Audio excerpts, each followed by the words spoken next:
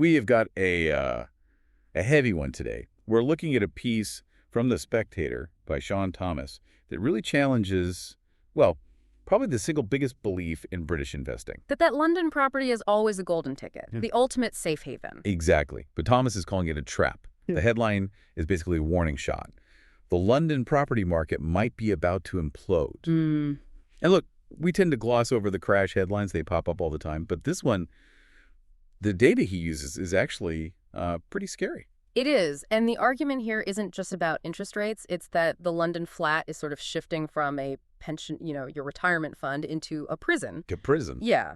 And we're going to unpack the immediate policy triggers, but also this long-term threat, an existential one involving AI that, honestly, I hadn't really connected to real estate before. Okay, let's start with the immediate crash then, because the headline numbers. London prices fell, what, about 2.4% in 2025? That doesn't exactly sound like an implosion. No, but that average is masking the violence at the top end.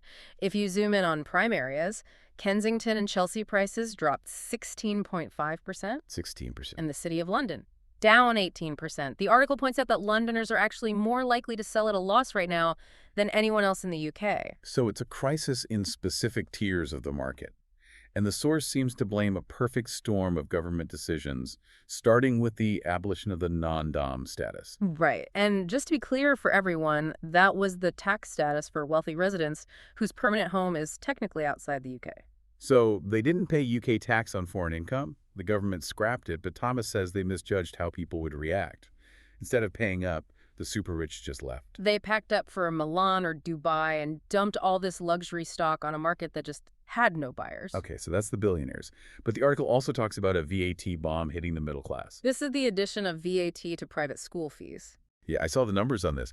For a family with, say, 2 kids, you're suddenly looking at finding an extra 20, maybe 30,000 pounds a year after tax. Which, if you're already mortgaged to the hilt in a place like Fulham, is, well, it's often impossible. They have to sell. They have to. They're fleeing to the shires for good state schools, and that's flooding the market with family homes just as demand is drying up. And then you get to the landlords. I feel like we've heard landlords are selling up for years, but this article frames it as something more final. It's the accumulation of hits, really. You've got the Renters' Rights Act ending no-fault evictions, hikes in capital gains tax, but for apartment owners specifically, there's a service charge nightmare. Right. Costs to maintain these buildings are soaring. Up 11% last year alone. That turns an asset into a liability very, very quickly, and that's before you even get to the cladding limbo. This is the fallout from the new safety regulations post-Grenfell, right?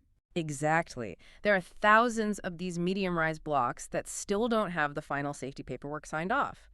If you own one, you can't get a mortgage on it. So you can't sell it. You can't sell it. You're trapped. You're stuck paying these rising fees on a flat that is technically worthless.